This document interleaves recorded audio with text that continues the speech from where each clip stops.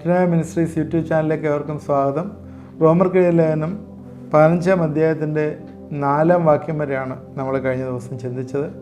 അതിൽ നമ്മൾ ചിന്തിച്ച ഇതാണ്: തിരുവെഴുത്തുകളാൽ ഉളവാകുന്ന സ്ഥിരതയാലും ആശ്വാസത്തിലും പ്രത്യാശ ഉണ്ടാകേണ്ടതിന് ഇത് എഴുതിയിരിക്കുന്നു എന്ന്. നേരത്തെ പറഞ്ഞിരുന്നു, ബലഹീനരായിട്ടുള്ളവരെ നമ്മൾ താങ്ങണം, അവർക്ക് വേണ്ടി നമ്മൾ ജീവിക്കണം എന്ന് പറഞ്ഞിട്ടാണ് ഇത് പറഞ്ഞത്. അതിൽ എന്താണ്? പ്രത്യാശയും സമാധാനവും കരുണയും നൽകുന്ന ദൈവം.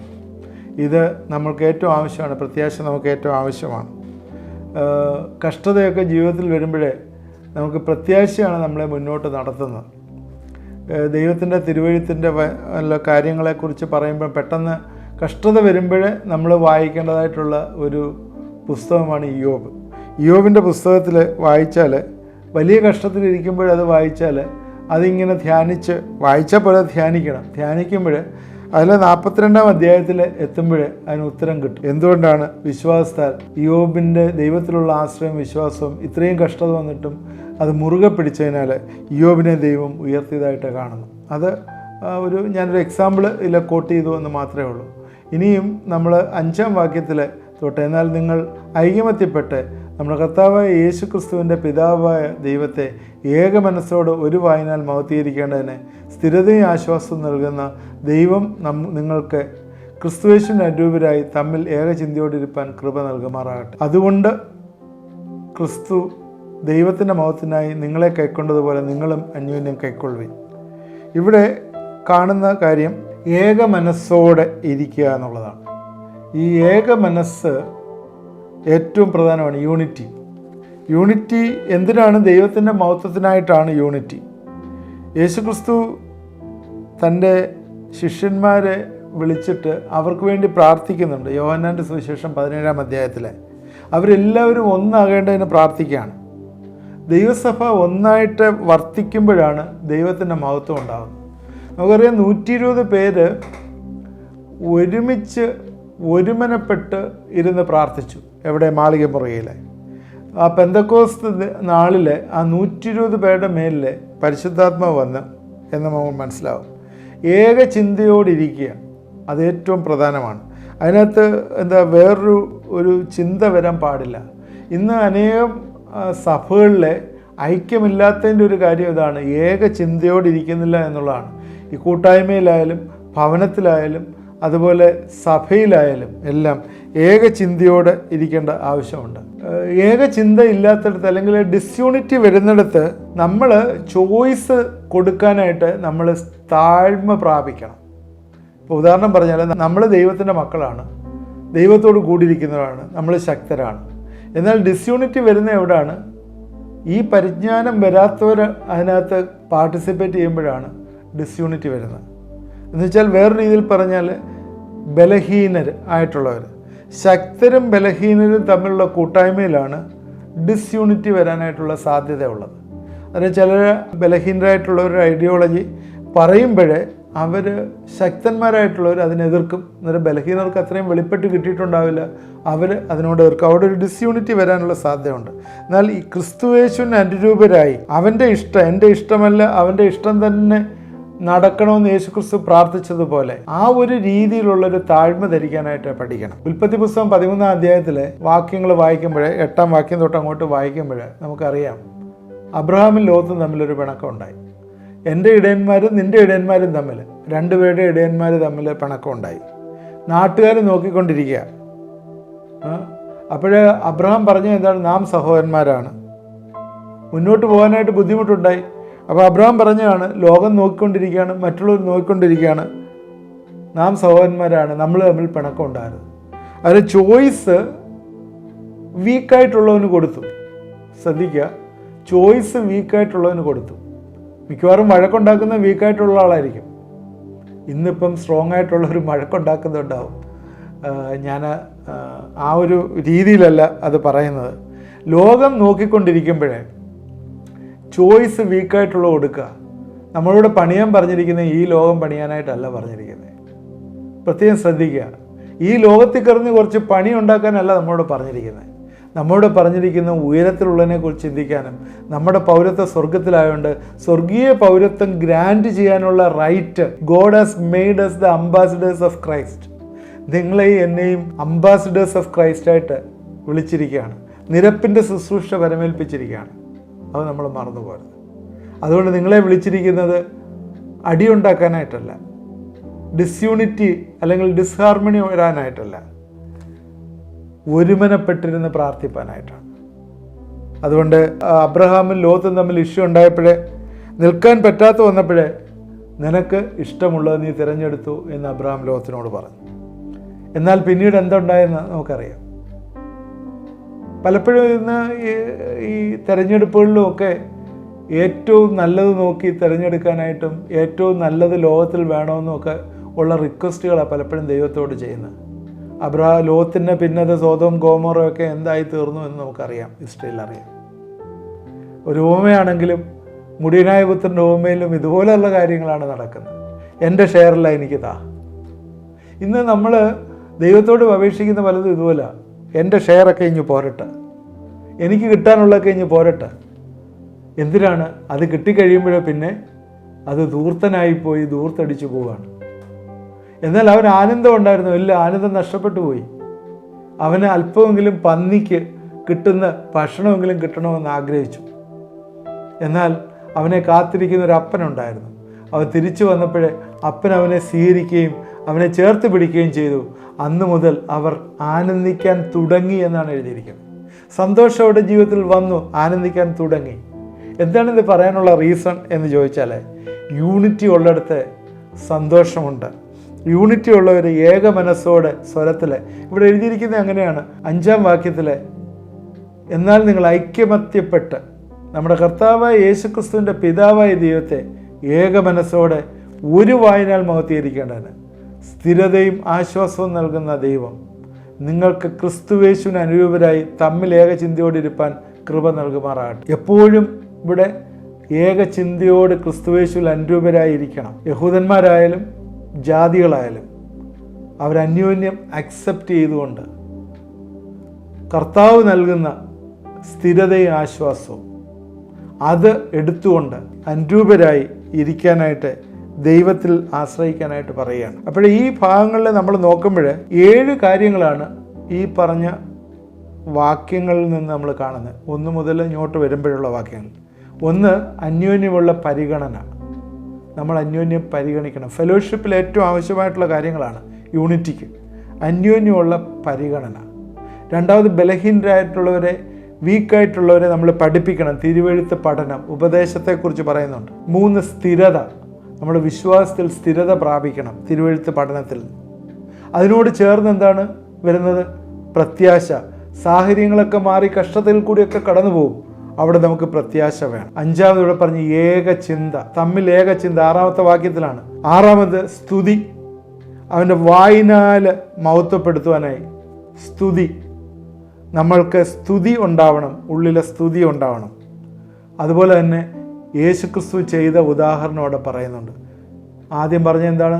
നിന്നെ നിന്ദിക്കുന്നുണ്ട്, നിന്ന് എൻ്റെ മേൽ വീണു എന്ന് പറഞ്ഞ് ക്രിസ്തുവും തന്നിൽ തന്നെ പ്രസാദിച്ചില്ല. ക്രിസ്തുവിൻ്റെ മാതൃക പിൻപറ്റുക. 7 കാര്യങ്ങളാണ് ഇതിലെന്ന് പറഞ്ഞത്. 1, അന്യോന്യമുള്ള പരിഗണന. 2, തിരുവെഴുത്തുകളുടെ പഠനം. 3, സ്ഥിരത. 4, പ്രത്യാശ. 5, ഏക ചിന്ത. 6, സ്തുതി. 7, ക്രിസ്തുവിൻ്റെ മാതൃക പിൻപറ്റുക. ഇത് നമുക്ക് ആവശ്യമാണ് ബലഹീനരെ താങ്ങുവാനായിട്ട്. നമുക്ക് തുടർന്നും ചിന്തിക്കാം. 7 തൊട്ടുള്ള വാക്യങ്ങളെ നമുക്ക് വായിക്കാം. നമുക്ക് 7ഉം 8ഉം വാക്യങ്ങൾ വായിക്കാം. 7, 8, 9 വാക്യം. അതുകൊണ്ട് ക്രിസ്തു ദൈവത്തിൻ്റെ മഹത്വത്തിനായി നിങ്ങളെ കൈക്കൊണ്ടുപോലെ നിങ്ങളും അന്യോന്യം കൈക്കൊള്ളുവിൻ. പിതാക്കന്മാർക്ക് ലഭിച്ച വാഗ്ദത്തങ്ങളെ ഉറപ്പിക്കേണ്ടതിന് ക്രിസ്തു ദൈവത്തിൻ്റെ സത്യനിമിത്തം പരിച്ഛേദനയ്ക്ക് ശുശ്രൂഷകരായി തീർന്നു എന്നും ജാതികൾ ദൈവത്തെ അവൻ്റെ കരുണ നിമിത്തം മഹത്വീകരിക്കണം എന്ന് ഞാൻ പറയുന്നു. ഇവിടെ 2-3 ഇമ്പോർട്ടൻ്റ് ആയിട്ടുള്ള ഫൈൻഡിങ്സ് ഇവിടെ നമ്മൾ കാണുന്നുണ്ട്. പ്രത്യേകം ശ്രദ്ധിക്കേണ്ട 2-3 കാര്യം. ഇവിടെ ഈ 15, 16 അധ്യായങ്ങളിലെ മിനിസ്ട്രി എന്ന് പറഞ്ഞൊരു വാക്ക്, ശുശ്രൂഷ എന്ന് പറഞ്ഞൊരു വാക്ക് പലയിടത്തായിട്ട് റിപ്പീറ്റ് ചെയ്യുന്നുണ്ട്. ഈ 9-ാം വാക്യത്തിൽ ശുശ്രൂഷക്കാരനായി തീർന്നു, പരിച്ഛേദനയ്ക്ക് ശുശ്രൂഷക്കാരനായി തീർന്നു എന്ന് പറഞ്ഞു. ഈ പരിച്ഛേദനയ്ക്ക് ശുശ്രൂഷക്കായി തീർന്നു. അത് കുറച്ചുകൂടെ കഴിയുമ്പോൾ അത് കുറച്ചും കൂടെ ഞാൻ ഡിഫൈൻ ചെയ്യും. ശുശ്രൂഷയെക്കുറിച്ച് ആദ്യം ഒന്ന് പറയട്ടെ. ഈ ശുശ്രൂഷ എന്ന് പറഞ്ഞാൽ മിനിസ്ട്രി എന്ന് പറഞ്ഞാൽ ഡീക്കൻ എന്നുള്ളൊരു വാക്ക് ആണ് അവിടെ കൂടുതലായിട്ട് യൂസ് ചെയ്തിരിക്കുന്നത്. ഡീക്കൻ, ശുശ്രൂഷക്കാരനായി തീർന്നു എന്നുള്ള വാക്ക്. അത് 25-ാം വാക്യത്തിലുമുണ്ട്, 31-ാം വാക്യത്തിലുമുണ്ട് ഈ അധ്യായത്തിൽ തന്നെ. അതുപോലെ തന്നെ 15-ാം വാക്യത്തിലുണ്ട്, 16-ാം വാക്യത്തിലുണ്ട്. 16-ാം അധ്യായത്തിൻ്റെ 1-ാം വാക്യത്തിൽ പറയുന്നു. ശുശ്രൂഷകൻ എന്ന് പറഞ്ഞ് പൗലോസ് പറയുന്നുണ്ട് 15-ാം അധ്യായത്തിൽ. ഈ അധ്യായത്തിൻ്റെ 15-ാം വാക്യത്തിൽ ജാതികളെ ദൈവത്തിന് വേണ്ടി സമർപ്പിക്കുന്ന ശുശ്രൂഷ എന്ന് പറഞ്ഞൊരു ഭാവമുണ്ട്. അത് നമ്മൾ അതിലേക്ക് വരുമ്പോഴത്തേക്ക് പറയും. ഈ ശുശ്രൂഷ എന്നൊരു വാക്ക് ഇതിനകത്ത് വന്നുകൊണ്ടാണ് ഇത് ഞാൻ പ്രത്യേകിച്ച് എടുത്തു പറയുന്നത്. നമുക്കറിയാം, യേശുക്രിസ്തു വന്നത് യഹൂദന് വേണ്ടിയാണ് വന്നത്. യേശുക്രിസ്തു ഒരു ശുശ്രൂഷകനായിട്ട്, Jesus is the example to minister, പരിച്ഛേദനയ്ക്ക് ശുശ്രൂഷകന്മാരായി തീർന്നു എന്നാണ് പറയുന്നത്. പരിച്ഛേദനയ്ക്ക് 9-ാം വാക്യത്തിൽ അതാണ് പറയുന്നത്, പരിച്ഛേദനയ്ക്ക് ശുശ്രൂഷകനായി തീർന്നു. മർക്കോസ് 10:45 മനുഷ്യപുത്രൻ ശുശ്രൂഷ ചെയ്യിപ്പാനല്ല, ശുശ്രൂഷിപ്പാനും അനേകർക്ക് വേണ്ടി തൻ്റെ ജീവനെ മറുവിലയായി കൊടുപ്പാനും അത്രേ. അവൻ വന്നത് ശുശ്രൂഷ ചെയ്യിപ്പാനല്ല, ശുശ്രൂഷിപ്പാനാണ്. an example, not to be ministered but to minister എന്ന് പ്രത്യേകം പറയുന്നു. മത്തായിയുടെ സുവിശേഷം 15:24 അവൻ ഇസ്രായേൽ ഗൃഹത്തിലെ കാണാതെ പോയ ആടുകളുടെ അടുക്കിലേക്കല്ലാതെ എന്നെ അയച്ചിട്ടില്ല എന്ന് ഉത്തരം പറഞ്ഞു. ഇവിടെ പറയുന്നത് യഹൂദന് വേണ്ടി വന്നു. ഇസ്രായേൽ ഗൃഹത്തിലെ കാണാതെ പോയ ആടുകൾ യഹൂദന് വേണ്ടി വന്നു. റോമർ ലേഖനം 2-ാം അധ്യായത്തിൽ എപ്പോഴും പറയുന്നൊരു കാര്യം, ആദ്യ യഹൂദൻ, ഫസ്റ്റ് ജ്യൂസ്, പിന്നെ ജാതികൾ.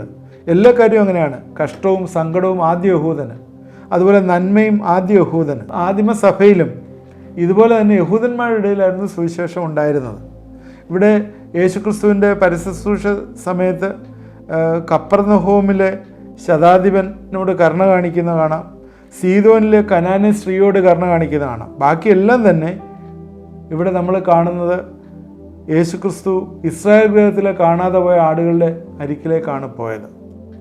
സഭയുടെ ആദ്യത്തെ 30 വർഷത്തെ ചരിത്രം എടുത്താൽ 7 വർഷം യഹൂദനോട് മാത്രമായിരുന്നു ഇടപെട്ടുകൊണ്ടിരുന്നത്. അപ്പോസ്തല പ്രവൃത്തി 8:14 ശമരിയിലേക്ക് കടന്നു. അപ്പോസ്തല പ്രവൃത്തി 10 ആയപ്പോഴത്തേക്ക് കൊർന്നല്യോസിൻ്റെ വീട്ടിലെ പുറജാതിക്കാരനായ കൊർന്നല്യോസിൻ്റെ അരികിലേക്ക് പോകുന്നു.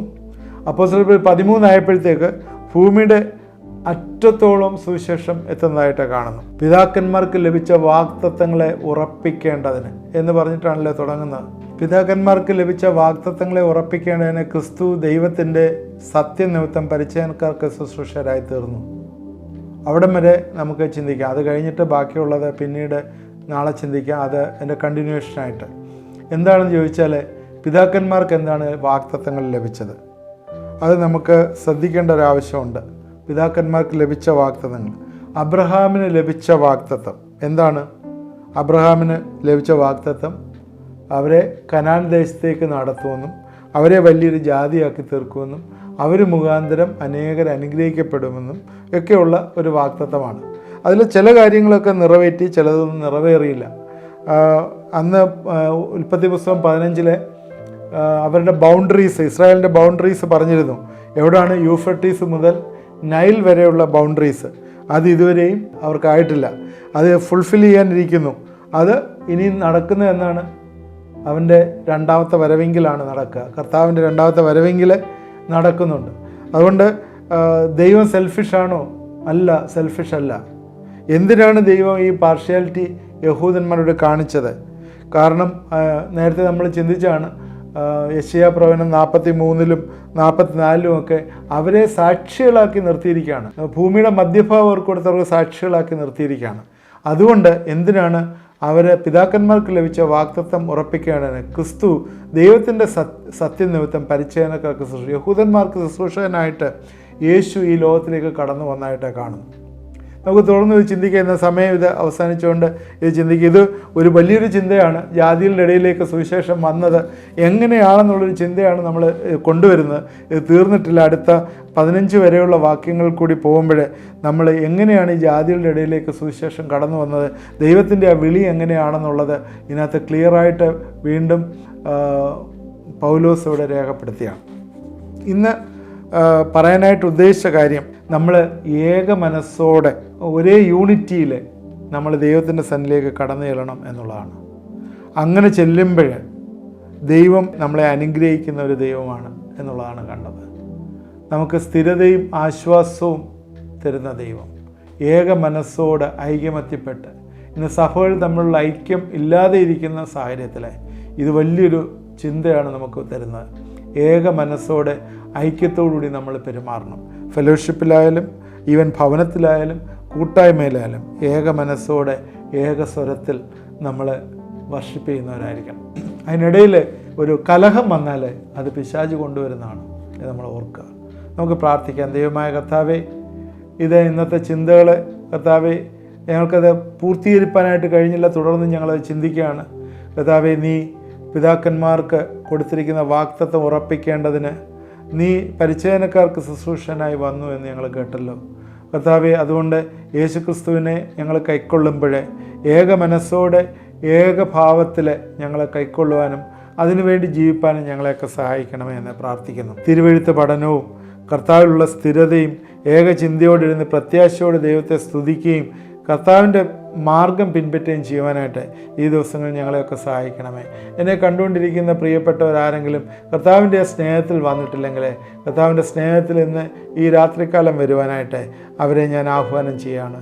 പിതാവിൻ്റെയും പുത്രൻ്റെയും പരിശുദ്ധാത്മാവിൻ്റെയും നാമത്തിൽ നിങ്ങൾ ദൈവത്തോട് നിങ്ങളുടെ കുറ്റങ്ങളൊന്ന് ഏറ്റുപറഞ്ഞ് അവനെ ഹൃദയത്തിലൊന്ന് സ്വീകരിക്കുമോ? തിരുവെഴുത്തുകളിൽ പറഞ്ഞിരിക്കുന്ന എല്ലാം സത്യമാണ്. അതിലൊരു വള്ളിക്കോ പുള്ളിക്കോ വ്യത്യാസം ഉണ്ടാകത്തില്ല. അത് കഴിഞ്ഞ കാലങ്ങളിൽ നടക്കാത്ത കാര്യങ്ങളെല്ലാം ഇനി വരുന്ന കാലങ്ങളിൽ നടക്കും. അതുകൊണ്ട് ഈ പിതാവിൻ്റെ കരങ്ങളിലേക്ക് നിങ്ങളൊന്ന് സമർപ്പിച്ചു കൊടുക്കുക. കർത്താവിനെ കൈക്കൊള്ളുന്നവരെ എൻ്റെ ദൈവത്തിൻ്റെ മഹത്വത്തിനായിട്ട് നിങ്ങളെയും കൈക്കൊള്ളും. അതുകൊണ്ട് നമ്മൾ അന്യോന്യം കൈക്കൊള്ളണം എന്ന വലിയ ആഹ്വാനം ദൈവം തന്നിരിക്കുകയാണ്. ആദ്യം കർത്താവിനെ കൈക്കൊള്ളുക, രണ്ടാമത് നമ്മൾ അന്യോന്യം കൈക്കൊള്ളുക. ഈ കാര്യങ്ങൾ ചെയ്യുവാനായിട്ട് കർത്താവേ, ഇത് കേട്ടുകൊണ്ടിരിക്കുന്ന എല്ലാവർക്കും കൃപ കൊടുക്കുകയും സഹായിക്കുകയും ചെയ്യണമേ. സഹോദരങ്ങളോട് പിണങ്ങിയിരിക്കുന്നവരെ, സഭയിൽ നിന്ന് ചില പ്രയാസങ്ങളുണ്ടായി സഭയിൽ നിന്ന് മാറി നിൽക്കുന്നവരെ, ഇവരെല്ലാം ഇന്ന് ദൈവകരങ്ങളിലേക്ക് സമർപ്പിച്ച് പ്രാർത്ഥിക്കുന്നു. ഒരു റീയൂണിയൻ്റെ യൂണിറ്റിയുടെ ആത്മാവ് ഇന്ന് കർത്താവെ പ്രവർത്തിക്കുകയും അനുഗ്രഹിക്കുകയും ചെയ്യണമെന്ന് പ്രാർത്ഥിക്കുന്നു. ശക്തിയോടുകൂടി നിൻ്റെ വചനം കേൾക്കുകയും ശക്തിയോടി പരിശുദ്ധാത്മാവിൻ്റെ കൃപകൾ പ്രാപിക്കുകയും ചെയ്യുവാനായിട്ട് എന്നോട് ചേർന്ന് പ്രാർത്ഥിക്കുന്നവരെ അനുഗ്രഹിക്കുകയും സഹായിക്കുകയും ചെയ്യണം. എൻ്റെ കരങ്ങളിലേക്ക് സമർപ്പിക്കുന്നു. യേശുക്രിസ്തുവിൻ്റെ നാമത്തിൽ പ്രാർത്ഥിക്കുന്നു. കേൾക്കുമാറാണമേ. ആമേൻ. തീർച്ചയായും ദൈവം നിങ്ങളെ അനുഗ്രഹിക്കും. ഇത് മറ്റുള്ളവർക്ക് ഷെയർ ചെയ്ത് കൊടുക്കണം. അതുപോലെ നിങ്ങളുടെ കമൻറ്റ് ബോക്സിൽ ഇടണം. പ്രത്യേകിച്ച് ആദ്യമായിട്ട് കാണുന്നവർ സബ്സ്ക്രൈബ് ചെയ്യും. പ്രെയർ റിക്വസ്റ്റുകൾ വാട്സാപ്പ് നമ്പറിൽ അയച്ച് നിങ്ങൾക്ക് വേണ്ടി പ്രാർത്ഥിക്കുകയും ചെയ്യുന്നതാണ്. ദൈവം നമ്മളെ അനുഗ്രഹിക്കട്ടെ.